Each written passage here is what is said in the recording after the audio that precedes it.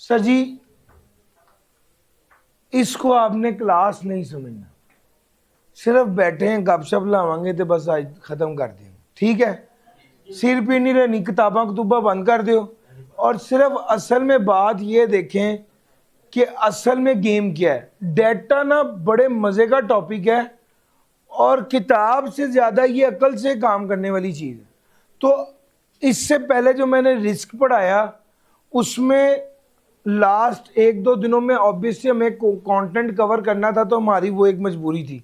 अच्छा, इस क्लास में हमारा मेन टारगेट है कि क्लास नहीं है, ये क्या है, ये एक डिस्कशन है। उस डिस्कशन को डिस्कशन लेके करेंगे। एंड में मैं आपको बता दूंगा कि यार मैंने बातों बातों में आपको क्या क्या चीजें बता दी हैं, लेकिन आप ना जरा ज़हनी तौर पे किताब से आज़ाद हो जाएं, किताब को साइड पे रख दें और अपने दिमाग को चौकस कर लें। डन हो गया सर? शुरू करें आज की क्लास। सर जी, बात यह है कि मैं आपको बिल्कुल सच्ची बात बताने लगा हूं कि एक दोस्त के साथ बैठा हुआ था पिछले दिनों, तो हम कभी टेक्सटाइल की बात कर रहे थे, चूंकि मैं उससे बिजनेस की कोई डिस्कशन कर रहा था कि यार वो कारोबार करता है, एक ब्रांड है उसका, काफ़ी ज़्यादा दुकानें शुकानें ब्रांचेज हैं, एक दूसरा मीट का बिजनेस है, एक कंस्ट्रक्शन का बिजनेस है। तो मैं ना उसके साथ बात करता कि यार मैंने इस तरह, मेरे पास इतने पैसे हैं, मैंने इन्वेस्ट करने हैं, तो मैं कहाँ पर इन्वेस्ट करूँ ना। तो ये रैंडमली हम एक खाने रेस्टोरेंट पे बैठे हुए थे शनवारी पे, वो खाना शाना खा रहे थे, तो वो ऐसे ही देखने लगे कि यार इन्ना रश है, दी रोज़ दी कितनी सेल होएगी, जेनुअनली रोज़ दी कितनी सेल होएगी। मैं उत्ते नीचे गड्डियां सारियां देखी, मैं घट तो घट 20 लाख रुपया पर डे की सेल है। अच्छा, 20 लाख रुपया अगर पर, मैं क्या तुसी क्लास नहीं ले रहे, तुसी सिर्फ बैठे हुए गल्लां बातां करनियां, ठीक हो गया। 20 लाख रुपया पर डे की सेल है। मैं कहा यार जगह का कितना किराया होगा, तो बड़ा ही किराया होगा, तो 4 लाख किराया होगा। अच्छा, 4 लाख किराया, लड़कों का कितना होगा। ये बातें करते करते करते करते हमने कहा कि ये तकरीबन कुछ नहीं 8 लाख रुपया पर डे कमा रहा है। ये जो हमने उसकी कमाई को देखा है, असेस किया है, डिस्कस किया है, बुनियादी तौर पे ये क्या है सर, ये डेटा है। उस बंदे ने जो मैट्रिक पास है, मुझे पता क्या कहा, जब हमने 2 4 5 चीजें डिस्कस की, तो मुझे कहता है इमरान एक गल दसा, तू हाले कोई कारोबार ना शुरू कर, 6 महीने सिर्फ डाटा इकट्ठा कर। की कर? डाटा इकट्ठा कर। डाटा दी बेस ते डिसाइड करांगे कि केड़ा काम शुरू करना है, कौन सा बिजनेस शुरू किया जा सकता है, कहां पर पैसा इन्वेस्ट करना है। Sir, this is the reality. आप आज के दौर में कोई डिसीजन मेकिंग भी इस बेस पर नहीं कर सकते कि हमारे तायाबू ने की थी, वो तर गए, इंशाल्लाह मैं भी तर जाऊंगा। या मेरी या मिसाल के तौर पे मैंने ख्वाब देखा है, इंशाल्लाह मैंने ख्वाब में यही देखा है कि मैं बहुत बड़ा रेस्टोरेंट करना पे हुआ, उस सीट पे बैठा है वहाँ लोग की बिरयानियाँ खा रहे हैं, मैं बिरयानियाँ का काम करना है फॉर एग्जांपल। नहीं सर, आज आप जिस दौर में आ गए हैं, आज जो फैसला भी करना है वो किस बेस पे करना है, डेटा की बेस पर करना है। डेटा क्या है sir? Data is the raw fact जिसको प्रोसेस करके हमने इंफॉर्मेशन बनाना है और इंफॉर्मेशन की बेस पर आपने फैसला करना है। या मेरा पॉइंट समझ आ रहा है? तो हमारी ये जितनी डिस्कशन आज होने जा रही है, बुनियादी तौर पे ये पढ़ाई से ज्यादा मैं चाहता हूं आपकी डाटा वाली खिड़की खुले, आपको इसकी अफादियत पता चले कि यार हम क्या पढ़ रहे हैं और क्यों पढ़ रहे हैं, और आप इस बहस से बाहर निकलेंगे ये पढ़ना चाहिए था या नहीं पढ़ना चाहिए था। जेनरली मैं आपको आज भी कह रहा हूं, मैंने पहले रिस्क पढ़ाया, मैं आगे इंशाल्लाह खास तौर पे चैप्टर नंबर 13 में मैं आपको बताऊंगा कि भैया आपका ये कोर्स आपके लिए क्यों ज़रूरी है। जब आप डिजिटल डिसरप्शन पढ़ेंगे और जिस वक्त आपको बताएंगे कि भाईजान अगर आप जो अब तक कर रहे हैं अगर वो करते रहे ना, तो ये सारे काम ऑटोमेट मशीन कर देगी, फिर आप फारग हो जाएंगे।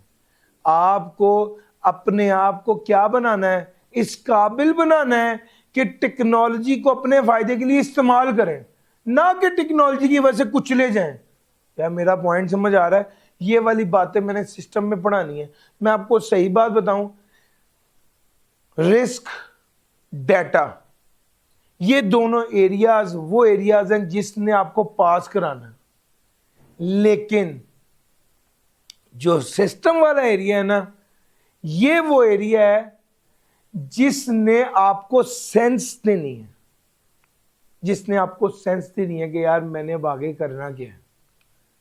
और ये सिस्टम वाला एरिया वो एरिया है जिसका मैं समझता हूं, अगर आपको लगा कि रिस्क में कोई मसला है और वो कवर हुआ है, तो सर सबसे ज्यादा फायदा आपको सिस्टम पढ़ने से होना है।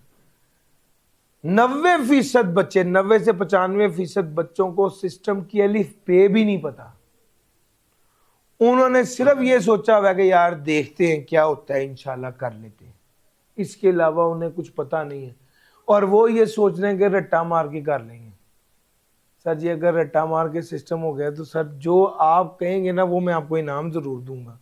सर जी कॉन्सेप्ट की बेस पर चीजें याद रहती हैं, आप एक सफा याद नहीं कर सकते, एक पेज आप रिटेन नहीं कर सकते अगर आपको उसके बैक एंड पे उसकी लॉजिक ही नहीं पता। और अगर लॉजिक पता है तो 1000 सफ़ों वाली किताब आपके दिमाग में होती है। मैं वर्किंग ही लॉजिक के ऊपर कर रहा हूं, मैं तो वर्किंग ही एग्जांपल्स के ऊपर कर रहा हूं, मैं तो वर्किंग ही इस चीज पे कर रहा हूं कि यार मैं आपको इस काबिल बनाऊंगा जब वो पढ़ रहे हो ना तो आपको समझ आ रही, अच्छा यार सर ने ये बात की थी। आपके जहन में कोई वाकया, कोई किस्सा, कोई इंसिडेंट हो जिस बेस पर आप उस चीज को पढ़ें और आप वो आपके लिए अंडरस्टैंडेबल हो जाए। पॉइंट समझ आ रहा है? सब मेरी तो सब्जेक्ट को पढ़ाने की थीम ही है। बहरहाल डाटा की बात करते हैं, सिस्टम की बात बस बाय द वे चली, और मैंने सबसे ज्यादा अलहदा, सबसे ज्यादा मेहनत उस एरिया पे की है जो मैं समझता हूँ बच्चों के लिए बिल्कुल ऊपर से गुजर गया है। 2 चैप्टर पढ़ने के बाद बच्चा जो है ना वो आवाजार हो जाता है सिस्टम के, हालांकि सिस्टम बड़े काम की चीज है, लेकिन उस अप्रोच से बच्चा पढ़ ही नहीं पाया उसको। नहीं सर इंशाल्लाह सिस्टम की बात इंशाल्लाह हम मंडे वाले दिन से करेंगे। मैं यकीन करें मैं इस वक्त मार्केटिंग नहीं कर रहा, बस एक जज्बात थे जो मैंने आपको कह दिए। सर डाटा की बात ही करते हैं। सर जी चैप्टर नंबर 1 डाटा। डाटा क्या है? डाटा रॉ फैक्ट है जिससे इंफॉर्मेशन एक्सट्रैक्ट करेंगे और इंफॉर्मेशन की बेस पर डिसीजन मेकिंग होगी। बिल्कुल मुख्तसर। सर जी आप लोगों के पास हर रोज एक अटेंडेंस शीट आती है, आप अटेंडेंस शीट पर अपना फोन नंबर, अपना नेम, अपना क्या कहते हैं फोन नंबर लिखेंगे, नेम लिखेंगे, CRN लिखेंगे, ठीक हो गया, इलाका लिख देंगे। सर ये वाला डाटा आपने, ये जो शीट मेरे पास शाम को आती है ना, जिसको देख के मैं हिसाब लगा तो अच्छा आज फिजिकल में फॉर एग्जांपल 89 बच्चे आए हैं और ऑनलाइन में 216 बच्चे थे। फिजिकल के 89 बच्चे का डाटा मेरे पास है, ऑनलाइन के 216 बच्चे का डाटा मेरे पास है। ये सारा डाटा मेरे पास, ये डाटा है सर। इस डाटा को यूज करना है मैंने। कहां यूज करना? चला यार खुल के गल्ला करने। सर हमने इस सेशन की कोई फीस तो नहीं रखी, ये सेशन फ्री ऑफ कॉस्ट है। इस सेशन का मकसद क्या है? हम आप लोगों को सर बिल्कुल सच, कमर्शियल और नॉन कमर्शियल दोनों पहलू डिस्कस करते हैं। सर ये खाक सर भी आखिर को 2 जमातें पढ़ा हुआ है, क्वालिफाइड चार्टर्ड अकाउंटेंट है, 10 साल से पढ़ा भी रहा है, रिसोर्सेज भी इस्तेमाल हो रहे हैं। ये तो आपको पता चल रहा है कि यार कॉस्ट तो इनकर हो रही है, ठीक है। तो ये जो कॉस्ट इनकर हो रही है इससे हमें क्या मिलेगा? रेवेन्यू मिलेगा। कितनी फीस दे रहे हैं ये पढ़ने की? हाँ अब मैं आपको बताता हूं। एक बच्चा है वो ये क्लास लेता है और वल्लाह मेरी ख्वाहिश है कि वो पढ़ के पास हो जाए, तो मुझे क्या मिला? अल्लाह ताला वो कामयाब करे। ये बात दुआ, मैं उस दुआ को, वल्लाह मेरे लिए वो हल्की चीज नहीं है, बहुत बड़ी चीज़ है, बहुत बड़ी चीज़ है सर। आप अल्लाह ताला आपको कामयाब करे, आप हर उस लेवल पर पहुंचे जहाँ पे आपको लगे कि यार एक करोड़पति बंदा भी कभी बड़ा मजबूर हो जाता है और उससे एक मदद चाहिए होती है। जो बंदा मांग रहा है ना आपसे कि भाई 10 रुपये दे दो, मैंने कुछ खाया नहीं हुआ, वो भी मजबूर होता है। कोई बंदा अरबपति बंदा भी कभी किसी वजह से मजबूर हो जाता है। जब उसको हार्ट अटैक आ रहा होता है ना उस अरबपति बंदे को, तो उसके पास जितने अरबों की जो पैसा भी हो, उस वक्त उसको वो डॉक्टर चाहिए होता है जो उसको उस ट्रबल से निकाले, तो वो मजबूर हो जाता है सर। लो जी, मैं डेटा की बेस बना रहा हूं और ये सारा फॉर एग्जाम्पल एक दिन का डाटा हमारे पास क्या आया, 216 बच्चे एक और 89 बच्चे एक, ये डाटा मेरे पास आ गया। अच्छा, ये जो डाटा मेरे पास आया, मैं और मेरी ख्वाहिश है और मेरी खुशी ये है कि खुदा करे ये बच्चा पास हो जाए, तो मुझे क्या मिला, और बच्चा पास ना हो तो मुझे क्या मिला, देख लेते हैं। मैं आपको सिर्फ डाटा की पावर बताने लगा हूं सर जी। अगर आप पास कर गए और आपने ये एंडोर्स किया कि यार सर अली इमरान ने कमाल पढ़ाया है, पढ़ना हो तो उसी से ही पढ़ना, हम लोगों से गलती हो गई थी, फॉर एग्जाम्पल आपने ये कहा, तो मुझे एक गुड वॉइस मिल गई सर, वो बड़ी कमाल चीज है। दूसरे नंबर पे, अगर आप खुदा न खास्ता पास नहीं हो सके किसी भी मजबूरी से, तो आपके पास किसी अननोन बंदे के मुकाबले में एक ऐसा बंदा जिससे आपने क्लास पढ़ी हुई है वो ज्यादा रिलायबल होगा, जिससे आप क्लास ले सकते हैं। दूसरी बात। तीसरी बात, वो बच्चा जो अगले पेपर्स पढ़ रहा है उसको उन पेपर्स में दिमाग में आ गया कि यार एसबीआई एक अच्छी जगह है, ये लोग अच्छे लोग हैं, अच्छे तरीके से काम करवाते हैं और लालची भी नहीं है, मॉक रखा है उसकी फीस अलहदा है, रिवीजन रखा है उसकी फीस अलहदा है, हर दूसरी बात पे पैसे नहीं मांगते, ठीक हो गया। तो भाई पास हो गया तो रिकग्निशन है, पास ना हुआ तो भी एक हम उसको सपोर्ट और सर्विस दे पाए। वो बंदा जिसने ड्यू पी के कहा है बहुत मजे की है, वो चाहे दोबारा पिए ना पिए, वो 4 लोगों को जब कह देता है कि यार ड्यू बड़ी मजे की, तो वो वहां से भी पैसे पूरे हो जाते हैं। मेरा पॉइंट समझ आ रहा है? सो अगर हम इसको कमर्शियली देखें, मैंने बड़ी प्योर कमर्शियल बात की, हालांकि अगर सिर्फ क्लास ही करानी है और इसके साथ जज्बात वाबस्ता ना हो तो ये एनर्जी नहीं निकलती, फिर सिर्फ अल्फाज होते हैं। आप लोगों को फील हुआ कि मैंने सिर्फ अल्फाज नहीं थे, ये एनर्जी भी थी, यस और नो? ये एनर्जी जज्बात की वजह से निकलती, चूंकि मैं जेन्युइनली इंटरेस्टेड हूं आपको पढ़ाने में और इस चीज में कि आप पास हो, उसी के लिए कोशिश भी करता हूं, उसका दर्द महसूस भी करता हूं, उसी के लिए वर्किंग भी कर रहा होता हूं। तो भाई ये सारी चीजें इसके साथ जुड़ी हुई हैं। ये डाटा जो मेरे पास आया उसको हम आगे मार्केटिंग के लिए भी इस्तेमाल कर लेते हैं। वो बच्चा जो इस वक्त डीएसआर पढ़ रहा है, अगली बार उसने फॉर एग्जांपल कॉस्ट पढ़नी, FR2 पढ़नी है, ये डाटा जो हमारे पास आ गया हम इसको यहां पर इस तरह से इस्तेमाल करें। मेरे पास ऐसे भी बच्चे हैं जो कि कभी एक बार रिवीजन में और क्वालिफाई हो गए, उन्होंने फोन किया कि सर फलां फलां फलां टैक्स का मसला आ रहा है, प्लीज आप बता दें, उसको वो बताया, ठीक है बेहतरीन। तो सर बहरहाल ये डाटा की बात है। एक और बात करूं डाटा की, जरा आपका दिमाग ऊपर तक पहुंचा दूं। सर जी एक ऐसी ऑर्गेनाइजेशन है जो दुनिया में लाखों के करीब टैक्सी चला रही है और एक भी टैक्सी उनकी अपनी नहीं। हर रोज लाखों के करीब राइड्स लोग बुक करा रहे हैं और एक भी उनकी टैक्सी नहीं है। ऐसा है या नहीं है? सर किस बेस पर करा रहे हैं? डाटा की बेस पर।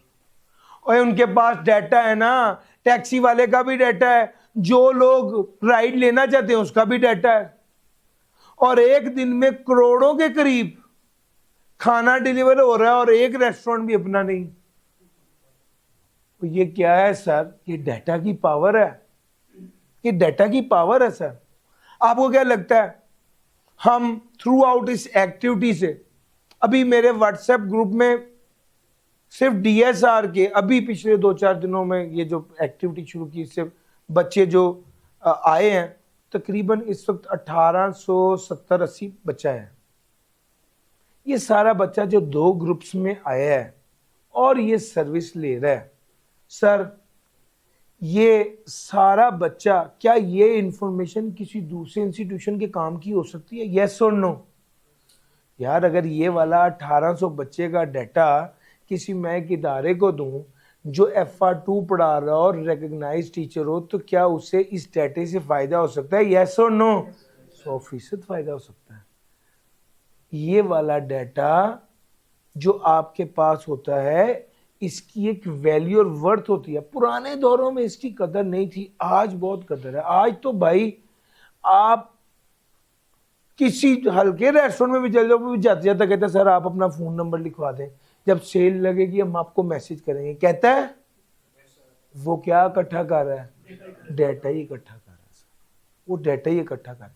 सारी गेम असल में ये है कि data with the passage of time एक बड़ी अहम चीज बन गई है। लोगों ने रियलाइज कर लिया है कि पैसा जिस तरह एक अहम रिसोर्स है, पैसा जिस तरह एक अहम रिसोर्स है, पेट्रोल फ्यूल जिस तरह एक अहम रिसोर्स है, इसी तरह ही डाटा भी एक बड़ा अहम रिसोर्स है। और वो डाटा को यूज करते हैं, डाटा को यूज करते हैं कस्टमर को बेहतर सर्विस देने के लिए, कस्टमर को अट्रैक्ट करने के लिए और कस्टमर को रिटेन करने के लिए। यार मेरा पॉइंट समझ आ रहा है? ये कस्टमर को अट्रैक्ट करने के लिए, कस्टमर को रिटेन करने के लिए, कस्टमर को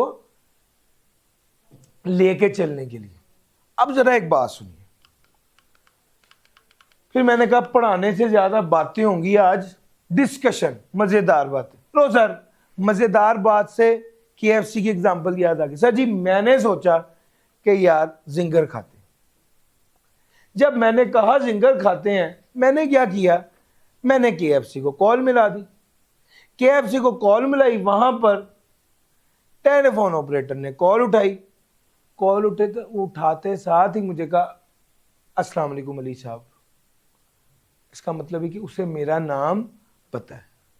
मैंने कहा जी मैं खाना खाना, मैंने कुछ आपके पास क्या ऑप्शन है, मुझे मेन्यू भेजिए, आप जो है वो क्या खाना पसंद करेंगे। मैंने कहा जी मैं फॉर एग्जांपल जिंगरीटा इनकी एक ऑप्शन है, उसको अवेल करना चाहता हूँ। उन्होंने कहा ये तो वही रेगुलर ऑर्डर है जो आप रूटीन में करते हैं, क्या आप इसके साथ बच्चों के लिए लास्ट टाइम आपने आइसक्रीम भी मंगवाई थी वो भी मंगवाना चाहते हैं? अब मैंने सोचा कि यार इसको क्या जरूरत थी बताने की कि मेरी शादी हुई भी है, मैं तो ये बताने में बहुत ज़्यादा इंटरेस्टेड नहीं था। तो बस ठीक है अली साहब कह दिए काफ़ी है। लेकिन उसे सारा ही पता था कि इसके बच्चे भी हैं 2 और ये आइसक्रीम भी मंगवाता है साथ। पॉइंट समझ आ रहा है? सर उसके पास मेरा डाटा मौजूद है। सर इस बेस पर उसने मुझे कहा आप ऑफिस में मंगाना चाहते हैं या घर मंगाना चाहते हैं? तो भाई मुझसे पूछो तो सही कि कहाँ पर मंगाना है, क्या एड्रेस है। सर जी उसके पास मेरा डाटा मौजूद है, मैं उसको ऑफिस कह रहा हूं, उसने ऑफिस में डिलीवर कर दी, खत्म हो गई बात। कितनी कम टाइम में कितनी हाई क्वालिटी सर्विस थी। सर मेरा पॉइंट समझ आ रहा है? ये कैसे इतनी अच्छी सर्विस मिल पाई है? मैं एक देसी एग्जांपल दूं, आईटी को निकाल देते हैं भाई, इसमें तो सारी आईटी इन्वॉल्व है। असल में क्या हुआ है, जब मैंने फ़ोन किया तो उसके सिस्टम पर मेरे फ़ोन नंबर की बेस पर सारा डाटा आ गया। इस बंदे का नाम क्या है, इसका एड्रेस क्या है, ऑफिस का एड्रेस क्या है, रेगुलर ऑर्डर क्या है, पिछली बार का ऑर्डर क्या है, उससे पिछली बार का ऑर्डर क्या है, उससे पिछली बार का ऑर्डर क्या है। आप कुछ ना गए, आप उसे कहें अस्सलाम वालेकुम, जो मैंने लास्ट ऑर्डर किया था वो रिपीट कर दें, खुदा हाफिज, इतनी बात करें बस। 100% पिछले वाला ऑर्डर पिछली जगह पर जहां पर पहले प्लेस हुआ था वहीं पे आपको मिल गया, खत्म। सर इतनी जबरदस्त सर्विस आपको मिल रही है, क्यों मिल रही है? सर डाटा की वजह से, सर डाटा की वजह से। सर पॉइंट समझ आ रहा है? सर ये सिस्टम, ये डाटा जिसकी वजह से आपको ये सर्विस मिल पा रही है। सर जी डाटा कितनी तरह का होता है? सर जी डाटा होता है एक क्वांटिटेटिव जो नंबर्स न्यूमेरिक्स की फॉर्म में होता है, एक क्वालिटेटिव जो कैरेक्टरिस्टिक्स की बात करता है। क्वांटिटेटिव में भी आगे दो है, एक होल नंबर में होता है और एक फ्रैक्शन में होता है। जो होल नंबर में होता है उसको कहते हैं डिस्क्रीट, जो फ्रैक्शन में होता है उसको कहते हैं continuous. Number of students in the class, ये डिस्क्रीट है। Number of students in the class, ये डिस्क्रीट है। Number of cars that I own, ये डिस्क्रीट है। लेकिन मेरा वेट कॉन्टिन्यूअस, कम है या ज्यादा है, लेकिन पॉइंट्स में भी हो सकता है, पॉइंट्स में भी हो सकता है। सर हाइट कॉन्टिन्यूअस, समझ गए? आओ सर आगे, क्वालिटेटिव। क्वालिटेटिव में क्वालिटेटिव बात, कैरेक्टरिस्टिक्स बात हो रही। अब इसमें भी दो हैं, एक ऑर्डिनल और एक नॉमिनल। यार ऑर्डिनल ऑर्डर से निकला है, ऑर्डर का मतलब होता है तरतीब, ऑर्डर का मतलब होता है तरतीब। बस आप ज़हन में रखना, जब किसी स्पेसिफिक तरतीब में हो तो वो ऑर्डिनल, अगर तरतीब में ना हो तो नॉमिनल। आपको कौन से कलर पसंद है, ये नॉमिनल डाटा है, ये नॉमिनल डाटा।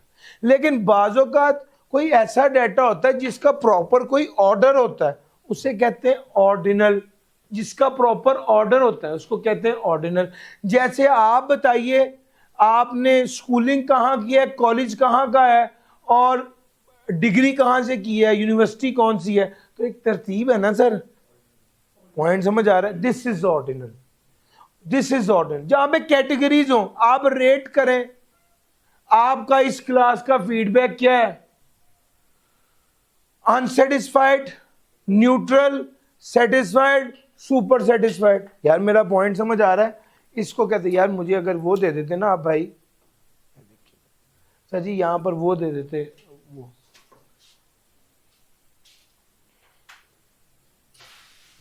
और मैं इसको समझाने के लिए अक्सर ये स्माइली बना देता हूं।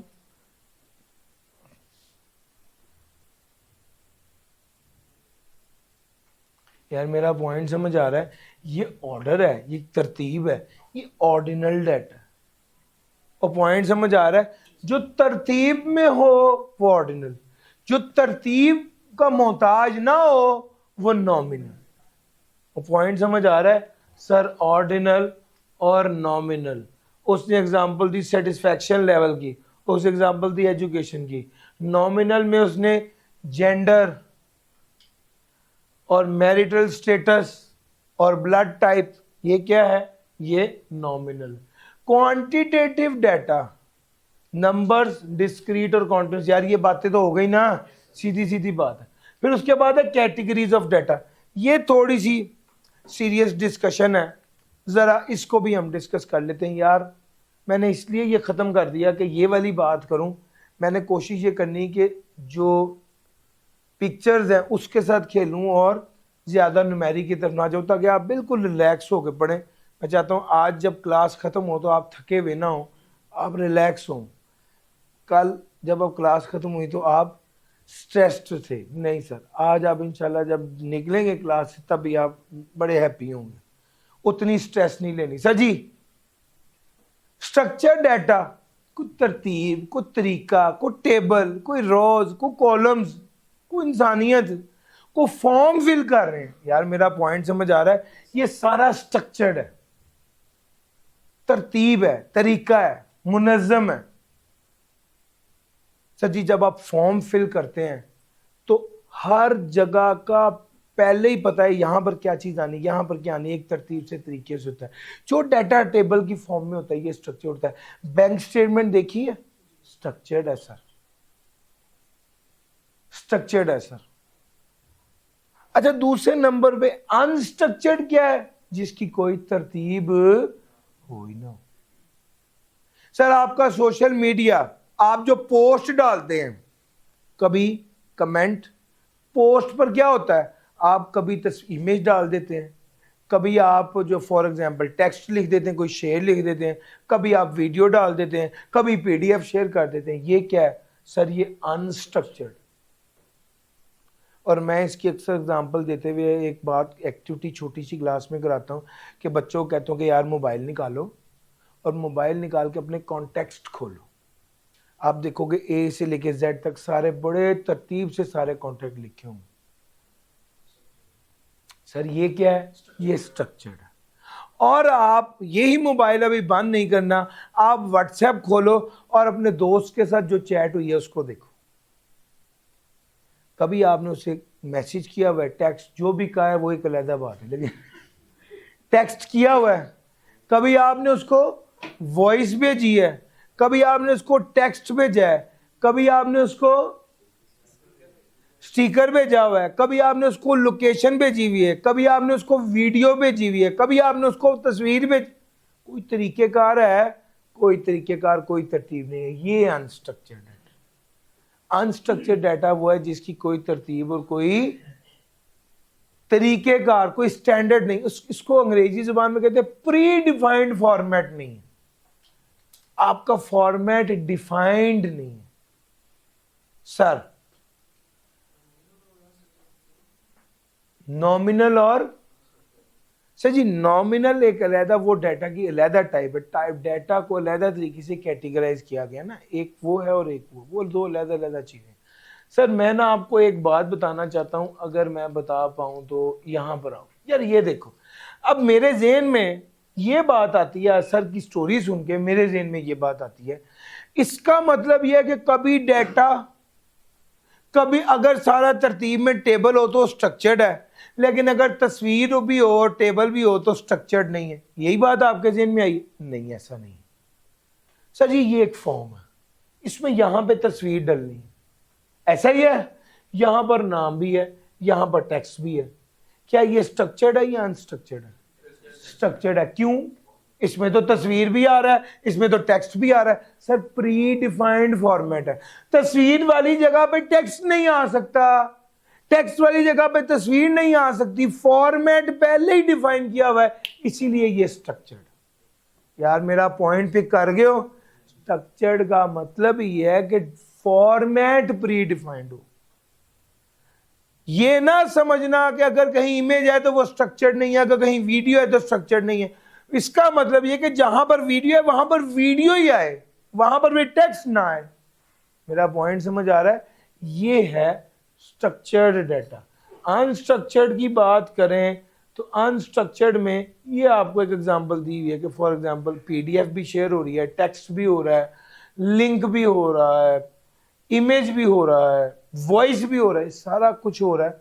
कोई तरीका है कि अगला मैच, यानी आपसे पूछा जाए अगला मैसेज क्या है? टेक्स्ट हो सकता है, कुछ भी हो सकता है सर, कोई टेंशन नहीं है। ये क्या है सर? ये प्री डिफाइंड नहीं है, ये प्री डिफाइंड नहीं है। This is unstructured. अच्छा, अब ये जब स्ट्रक्चर्ड और अनस्ट्रक्चर्ड की लंबी चौड़ी बहस हो गई, तो अब अगला पहलू ये है कि सर जी इस्तेमाल किधर होता है? सर जी आपके सारे दफ्तरों में जो लेजर बन रहे हैं, ये कौन सा डाटा है? स्ट्रक्चर्ड है सर, स्ट्रक्चर्ड है 100%। आपकी जो बैंक स्टेटमेंट है, ये कौन सा डाटा है? स्ट्रक्चर्ड है सर। सर आपके अकाउंट्स का सारा डाटा कौन सा डाटा है? स्ट्रक्चर्ड है सर। सर आपकी टेबल के फॉर्म में जो डाटा होता है वो सारा डाटा स्ट्रक्चर्ड डाटा है। फॉर्मली दफ्तरों के अंदर जो डाटा चल रहा होता है ये स्ट्रक्चर्ड होता है। और सोशल मीडिया पर, व्हाट्सएप ग्रुप पर, फेसबुक पर, इंस्टा पर, जहां पर कोई प्री डिफाइंड फॉर्मेट नहीं होता, ये कौन सा डाटा होता है? ये अनस्ट्रक्चर्ड डाटा होता है। अब क्या स्ट्रक्चर्ड डाटा यूजफुल है और अनस्ट्रक्चर्ड डाटा यूजफुल है? तो इसका जवाब है जी भाई, दोनों यूजफुल है। स्ट्रक्चर्ड डाटा भी यूजफुल है, अनस्ट्रक्चर्ड डाटा भी यूजफुल है। सर जी मिसाल ले लीजिए, हम बात करते हैं बैंक्स की। बैंक्स में जो बैंक स्टेटमेंट बन रही है, ये वाला डाटा स्ट्रक्चर्ड है, बहुत यूजफुल है कस्टमर्स को इन्फॉर्म करने के लिए कि क्या उनकी ट्रांजैक्शन रही। और बैंक के दफ्तर के अंदर जो एम्प्लॉयज के दरमियान में डाटा होता है, ये कौन सा डाटा है? अनस्ट्रक्चर्ड है। व्हाट्सएप ग्रुप में डाटा चल रहा है, जर्नल चिट चैट हो रही है। सर क्या ये डाटा काम का होता है? बिल्कुल काम का होता है।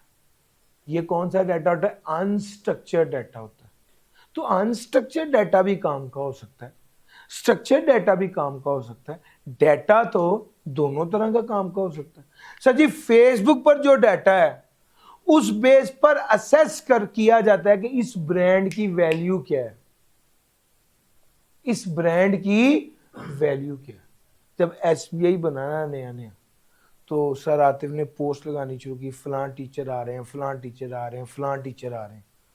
तो वो टीचर की पोस्ट के नीचे जितने लाइक होते थे ना, उस बेस पर जज किया जाता था कि इसकी क्या वैल्यू है। मेरा पॉइंट समझ आ रहा है? हालांकि ये स्ट्रक्चर्ड डाटा तो नहीं था। लाइक्स करना, कमेंट करना, कमेंट के अंदर कभी कोई इमेज शेयर करता है, कभी इमोजी शेयर करता है, कभी लिंक शेयर करता है, ये क्या है सर? अनस्ट्रक्चर्ड। अब आप देखो अनस्ट्रक्चर्ड डाटा से भी तो काम की इंफॉर्मेशन एक्सट्रैक्ट कर रहे हो, यस और नो? तो भैया रिटेलर से फीडबैक लेना, रिटेलर से फीडबैक लेना, उनसे मैसेज करवा लेना, उनसे पोस्ट लगा के उनके व्यूज ले लेना, ये क्या है सर? ये अनस्ट्रक्चर्ड है। मैंने पोस्ट की है कि बच्चों कैसा रहा ये रिवीजन सेशन, एक बच्चे ने थम्स अप डाल दिए, एक बच्चे ने इमेज लगा दिया, एक बच्चे ने इमोजी लगा दिया, एक बच्चे ने क्या कर दिया, फॉर एग्जांपल एक बच्चे ने किसी दूसरे टीचर का नीचे लिंक लगा दिया। ठीक है ना सर? नॉर्मल बात है ना। अच्छा अब ये क्या, उस फीडबैक के नीचे एक बच्चे ने लिख दिया बहुत जबरदस्त, एक बच्चे ने वॉइस नोट किया कि सर बहुत अच्छा रहा है। ये मुख्तलिफ तरह के रिएक्शंस हैं। ये सारा डाटा क्या है? अनस्ट्रक्चर्ड डाटा है। अच्छा ये अनस्ट्रक्चर्ड डाटा से इंफॉर्मेशन एक्सट्रैक्ट करना ताकि उस इंफॉर्मेशन की बेस पर डिसीजन मेकिंग हो सके, सर ये असल काम है, इसलिए हम ये पढ़ें। और मजे की बात बताऊं, 90% ऑफ द डाटा जो इस यूनिवर्स पे है वो अनस्ट्रक्चर्ड है। यार स्ट्रक्चर्ड डाटा तो थोड़ा सा है, फेसबुक भरा हुआ है डाटे से, सारा अनस्ट्रक्चर्ड है, सारा अनस्ट्रक्चर्ड डाटा है सर जी। वो पॉइंट समझ आ रहा है? तो भाई अब देखो डाटा तो है काम की चीज, डाटा तो है काम की चीज। स्ट्रक्चर्ड डाटा चूंकि बड़ी एहतियात से तरीके से बनाया गया होता है, उसको मीनिंगफुल इंफॉर्मेशन में बदलना मुश्किल नहीं है, लेकिन अनस्ट्रक्चर्ड डाटा को प्रोसेस करना पड़ता है ताकि उससे काम की बात निकाली जा सके। यार मेरा पॉइंट समझ आ रहा है?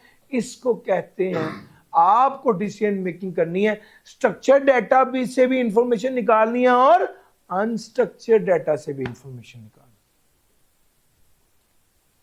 पॉइंट समझ गए? दोनों डाटा काम का है। और ज्यादा डाटा कौन सा है? भरमार किस डाटा की है? अनस्ट्रक्चर्ड। आप अपनी दी हुई पोस्ट के ऊपर, अब एक पोस्ट है, मैंने पोस्ट डाली, अगले दिन देखा 103 कमेंट्स, 1.4 के रिएक्शंस। मैं क्या हूं क्यों पढ़े की गया, मैंने उस पोस्ट का लिंक दिया मेटा को और मैंने उसे कहा मुझे सेंसिटिविटी एनालिसिस कर दो, जनरली बच्चों का क्या ओपिनियन है, क्या कहना चाह रहे हैं। उसने कहा 94% लोग आपके काम को लाइक कर रहे हैं, 2% लोग डिसलाइक कर रहे हैं और 4% लोग न्यूट्रल। सर उसने मुझे सारा कुछ निकाल कर, ये डाटा जो अनस्ट्रक्चर्ड था उसको प्रोसेस करके मैंने उससे मीनिंगफुल इंफॉर्मेशन निकाली, यस और नो? उस बेस पर डिसाइड करूं कि मैंने ये काम करना है या नहीं करना। मुझे याद है मैंने लास्ट क्लास में भी कहा था, मेरा बड़ा दिल चाहता है टेक्स्ट में भी और इसमें भी, खास तौर पे ये बच्चा ना जब मूड में आता है ना पढ़ने के, उस वक्त ना असल में देर बड़ी हो गई होती है, ठीक है। वरना मैं हमेशा ये बात कहता हूँ कि मेरा दिल चाहता है कि हम बैच इंट्रोड्यूस करें जिसका नाम हो नो बुक बैच, जिसमें एक बैच हो जिसमें किताब आपने घर लेके ही नहीं जानी, यहीं पे ही पढ़ेंगे, यहीं पे ही आपको पढ़ाऊंगा, यहीं पर ही आप समझेंगे, यहीं पे ही समझने के बाद यहीं पे ही सवाल जवाब हल करेंगे और घर जब जाएंगे तो किताब में ही एक अलमारी होगी जहां पे किताब रख के जाएंगे, जब वापस जाएंगे तो कोई बोझ नहीं लेके जाएंगे।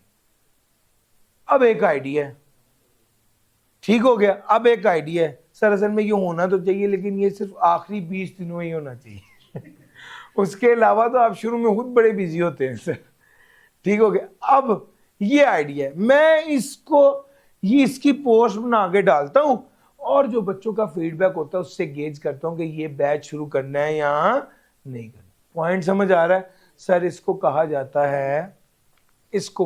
है कि मैं डेटा से इंफॉर्मेशन एक्सट्रैक्ट कर रहा हूं और उसकी बेस पर डिसीजन मेकिंग कर रहा हूं। सर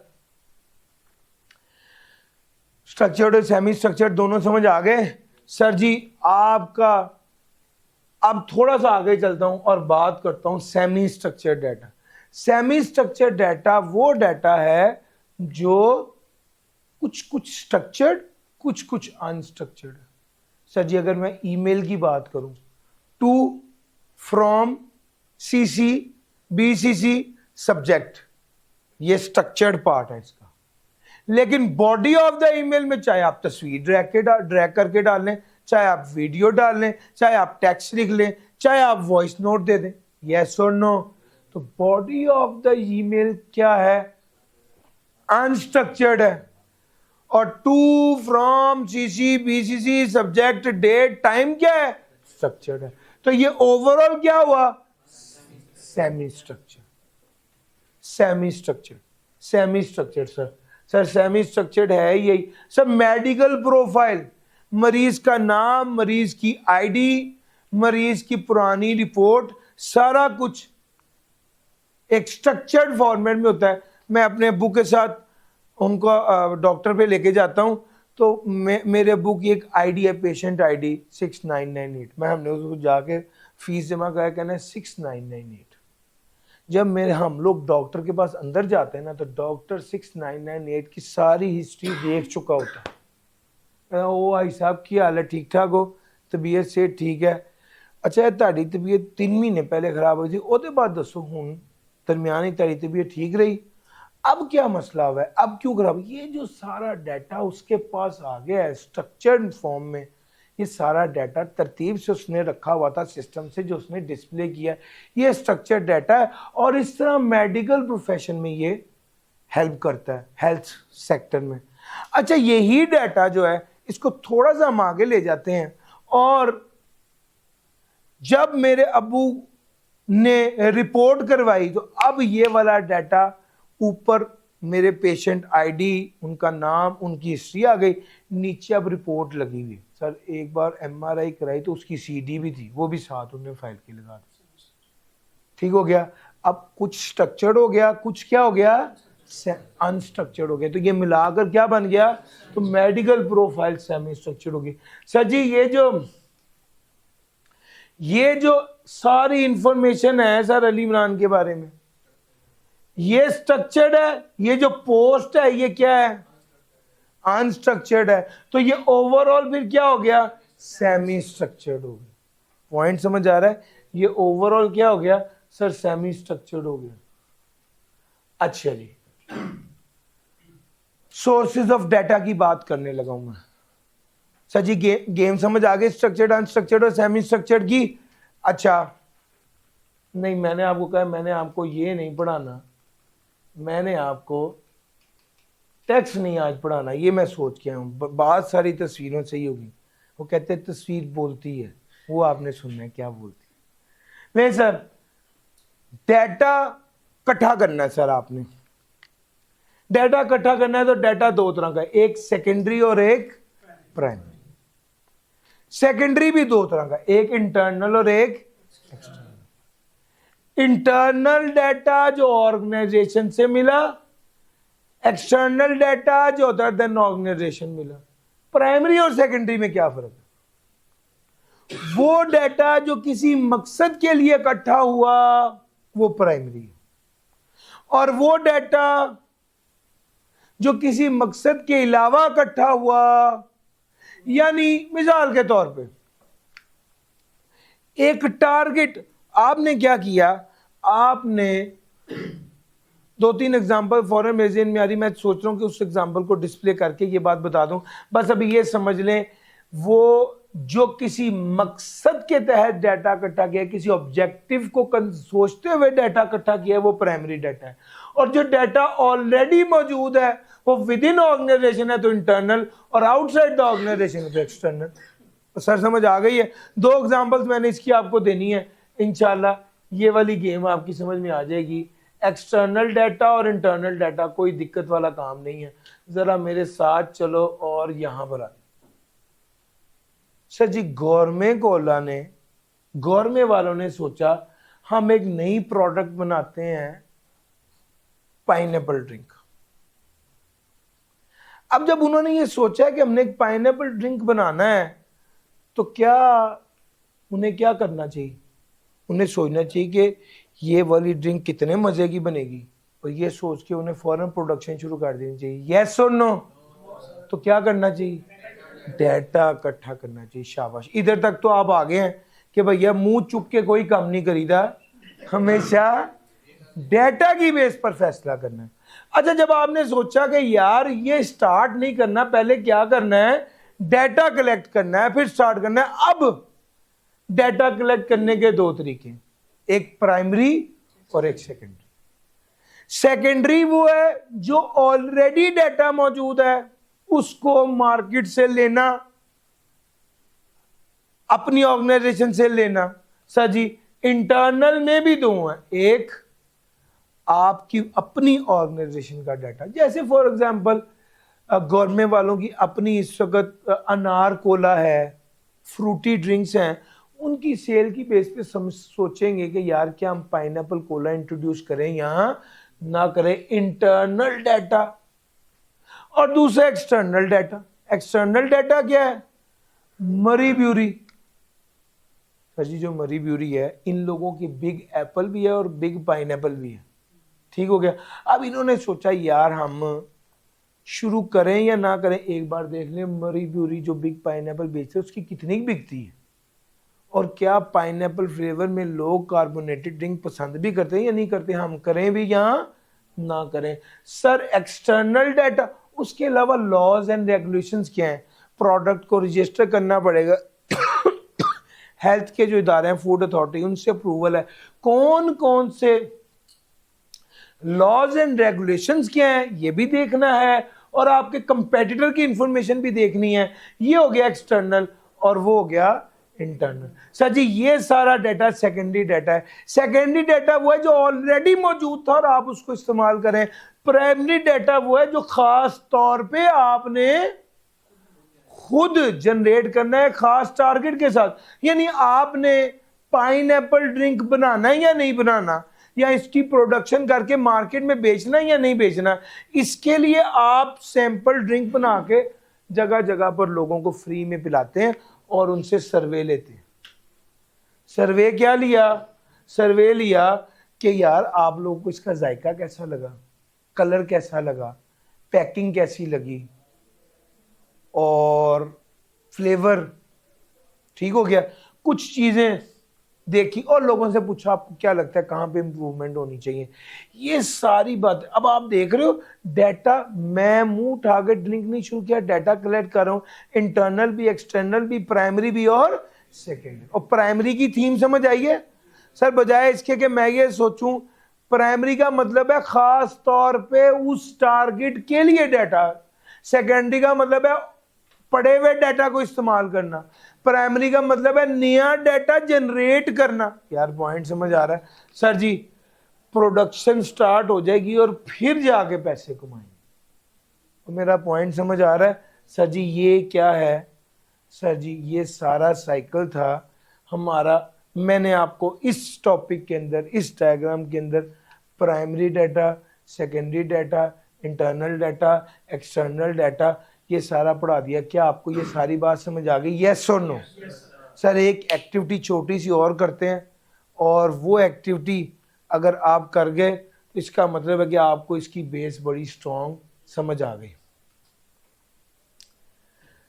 सर जी, डाटा कलेक्ट करते हुए इस चीज को इंश्योर करना है कि डाटा रेलिवेंट होना चाहिए, रिलायबल होना चाहिए और एक्यूरेट होना चाहिए। रेलिवेंट का मतलब है जिस क्या उस मिसाल के तौर पे एक बच्चा ये पूछता है आपसे कि यार सर अली इमरान डाटा कैसा पढ़ाते हैं, तो आप कहते हो कि यार ये सर के टेक्स्ट के लेक्चर हैं, ये ज़रा देख लो। वो टेक्स्ट के लेक्चर से डाटा की टीचिंग स्किल को गेज कर रहा है, सही कर रहा है या गलत कर रहा है?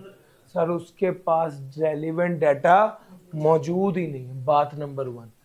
एक्यूरेसी का मतलब है डाटा एक्यूरेट हो। सर आपने डिसीजन मेकिंग करनी है, फैसला बड़ा है सर, पैसा लगना है, तो ये ना हो कि जिस डाटा की बेस पर आप सारा पैसा लगा रहे हैं वो ठीक ना हो। टाइमलीनेस का क्या मतलब है? Using data that reflects the current state of affairs to make informed decision. Sir ji वो अगला पॉइंट ये है कि आपको जिस वक्त डाटा दरकार है वो वहां पर मिलना चाहिए। अगर वो नहीं मिला तो जब देखे ना, अब जब जरूरत थी तब डाटा अवेलेबल नहीं था तो बाद में लानत भेजें, जो भी है हमारे किस काम का ऐसा। हमने तो डिसीजन कर लिया, उसके बाद डाटा है भाई ये ले हूं की करिए। पॉइंट समझ आ रहा है? सर ये एक और एग्जांपल जो मैं नॉर्मली एक केस स्टडी है जो पिच करता हूँ क्लास में, वो बच्चों को शौक भी होता है चूंकि ज़्यादातर बच्चे हॉस्टल्स में होते हैं और वो हर रोज़ हॉस्टल का सुबह दोपहर शाम खाना खा के यही सोचते कि यार ये बड़ा पैसा कमाता है, इंशाल्लाह मेरा सीए होगा ना तो पहले मैंने हॉस्टल ज़रूर खोलना है। फिर जैसे ही वो सीए क्वालिफाई करते तो कहते हैं यार अल्लाह का शुक्र है हम बड़े बेहतर हैं, हमें क्या ज़रूरत है लोगों के कपड़े धोने की और लोगों को सुबह दोपहर शाम 3 टाइम खाना भी खिलाओ, फिर भी लोग बातें सुनाते हैं। वो पॉइंट समझ आ रहा है? लेकिन जितना अरसा वो स्टूडेंट हॉस्टल में रहते हैं ना उसको हर लम्हे यही रहता है, लो खाना हमें क्या दे रहे हैं और पैसे कितने लेते हैं, कमा तो ये रहे हैं। वो पॉइंट समझ आ रहा है? सर जी सवाल ये है, हम हॉस्टल की एक एग्जांपल लेते हैं। सवाल ये है कि सर 3 करोड़, अब डिसीजन मेकिंग है ना, डिसीजन मेकिंग करनी है क्या, 3 करोड़ रुपए का पिछली गली में हॉस्टल मिल रहा है, 3 करोड़ रुपए की इन्वेस्टमेंट है, 200 बंदे की कैपेसिटी है, एक बच्चे से 15,000 रुपया लेंगे, सिक्योरिटी, अच्छा ये हमारी इनकम होगी, सिक्योरिटी का खर्चा, यूटिलिटीज का खर्चा, वाईफाई का खर्चा, मेंटेनेंस का खर्चा, इस्त्री का खर्चा, खाने का खर्चा, ये सारा कुछ हमने कैलकुलेट कर लिया। अब फैसला करना है, इतना इतना खर्चा होना है, मुझे डाटा चाहिए, मैं देखूंगा, प्लान बना रहा हूँ, गैस वर्क नहीं है बल्कि क्या कर रहा हूँ, डाटा। मैंने कहा यार इंटरनल डाटा पकड़ो, मैनेज करना है ना। मैंने कहा लाओ यार, देखा हमारे पास कितना बच्चा बड़ा, 5,000 बच्चे एनरोल है। हमने कहा यार मसला ही नहीं है, 200 बच्चे की कैपेसिटी है, 5,000 बच्चा जो है वो उसमें से 200 भी ना निकलेगा। सर क्या किया, फौरन 3 करोड़ रुपया दे के हॉस्टल शुरू कर लिया। हॉस्टल जब शुरू किया, हॉस्टल वाले को पैसे दे दिए, सर जी पता चला कि 5,000 में से फॉर एग्जाम्पल 4,500 तो ऑनलाइन है। अब जो बच्चा ऑनलाइन है उसने हॉस्टल की सर्विस लेनी है, सारा प्रोग्राम सारा जो फैसला कर रहे हैं वो फैसला रेलिवेंट ही नहीं है। सर जो इंफॉर्मेशन ले रहे हैं वो रेलिवेंट ही नहीं है। हमें तो सिर्फ फिजिकल स्टूडेंट जितने एनरोल्ड हैं उस बेस पर फैसला करना था। पॉइंट समझ आ रहा है? सर इसीलिए फिजिकली एनरोल्ड स्टूडेंट पर फैसला करना था, तो फैसला रेलिवेंट होना चाहिए। सर रेलिवेंट डाटा चाहिए, कंप्लीट डाटा चाहिए। डाटा कहाँ से इकट्ठा होगा? सर जी मैं आप बच्चों से पूछता हूँ कि यार आप कितने कितने पैसे देते हो, हम 15,000 में शुरू करें, आप हॉस्टल ज्वाइन करोगे या नहीं? पहला फैक्टर। आप लोगों से पूछता हूं, दूसरे नंबर पे क्या करता हूं, मैं पूछता हूं फॉर एग्जांपल जो यहां पे एग्जिस्टिंग हॉस्टल है करीब ही, उसका अकाउंटेंट मेरा स्टूडेंट ही है, उसको मैं कहता हूं यार पिछले साल की जरा फाइनेंशियल स्टेटमेंट तो भेजो। ये जो मैं आपसे डायरेक्टली पूछ रहा हूं कि हॉस्टल शुरू करूं ना करूं, ये प्राइमरी है, और मैं एसबीआई से इंफॉर्मेशन लेता हूं, ये सेकेंडरी इंटरनल है। और जो मैं कंपेटिटर की इंफॉर्मेशन ले रहा हूं ये सेकेंडरी एक्सटर्नल है। सर मेरा पॉइंट समझ आया? मुझे एक दोस्त ने कहा है कि हॉस्टल तुम शुरू करो, एक दिन भी कभी नुकसान नहीं होगा और बच्चे लड़ते रहेंगे कि हमें भी एडमिशन चाहिए, हमने भी इधर आना। आइडिया मेरे पास, उन्होंने कहा को वर्किंग को कर लो जरा, हॉस्टल को हॉस्टल करोगे। अब क्या को हॉस्टल कर सकते हैं? इसका जवाब है लॉज एंड रेगुलेशंस इजाजत नहीं देती। इस वजह से हमें एक्सटर्नल जब देखना है तो लॉज एंड रेगुलेशंस को भी देखना है। सर जी ये सारी बात थी आपके साथ हो गई। अब external information, internal information, primary information, secondary information, ये सारा कुछ मैंने आपको 2 एग्जांपल्स के ज़रिए बड़ी डिटेल में पिच कर दिया। अब सिर्फ रीड करना रह गया और मैंने आपको कहा कि यार मैंने तो पढ़ाना है आज तस्वीरों से, ताकि आप जब उठ के जाएं तो भी आप इस तरह ही फ्रेश हो। ठीक है सर जी, चैप्टर नंबर 1 की आखिरी बात, और वो है एथिकल प्रिंसिपल क्या है। Sir ji what is ethics?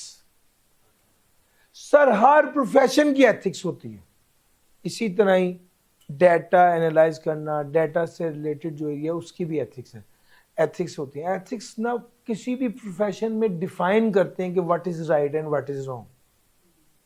Sir ji आप एक डॉक्टर के पास जाते हैं और वो डॉक्टर आपका सर चेक करता है और कहता है कि आपका दिमाग उल्टी साइड से थोड़ा सा ख़राब है। वो डॉक्टर आपकी तस्वीर उतार के कहता है कि ये देखो ये वो बंदा है जिसका दिमाग ख़राब है, फेसबुक पे वायरल कर। सर क्या उसे ऐसे करना चाहिए?